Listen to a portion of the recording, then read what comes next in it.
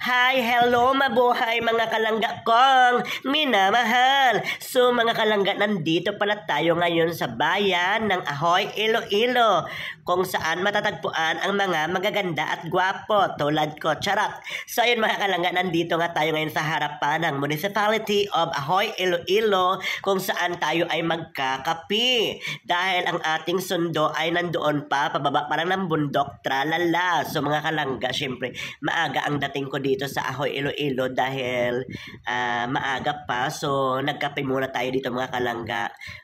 Maraming salamat pala dyan kay Kuya sa nagtinda ng kape dahil maaga siya nag-open mga kalangga. 5 AM pa lang mga kalangga nag-open na siya. So, nakapagkape ako. Thank you so much sa iyo, Kuya. Hindi ko na nalaman ang kanyang pangalan. Hindi ko na pala natanong. Dahil nga gusto ko na mag-inom ng kape mga kalangga. So, ayun. O, di ba mga kalangga? O, di ba social?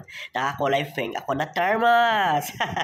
So, ayun mga kalangga. Ayan, patuloy tayo dito sa pagtitimpla ng ating kape dahil medyo malamig, so kailangan natin ay magpainit ang ating sipmora. O diba? So ayun mga kalangga, ayan, may nakita nga ako dito nagtitinda ng ibos sa Kaputo mga kalangga. So syempre hindi ko na pinatagal at ako'y bumili ng ibos sa Kaputo para tamang-tama dahil nagkakape ako. O diba? Pag siniswerte ka nga naman talaga ng pagkakataon. Thank you so much pala niya kay Kuya nga nagalibod na Kaputo kag ibos. Anaagyan niya ako nakabakal pa ako sa iya Kaputo kag ibos. O diba mga kalangga?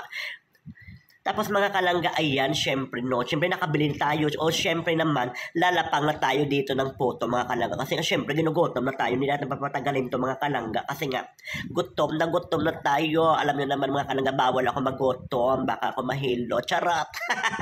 So ayan lang mga kalangga, shout out dyan sa aking mga followers dito sa Barangay Badyangan, Barangay Tanduyan, Barangay Tintay, Barangay Tubugan, at saka syempre dyan sa aking mga Team Buligay family. Magandang araw sa inyong lahat.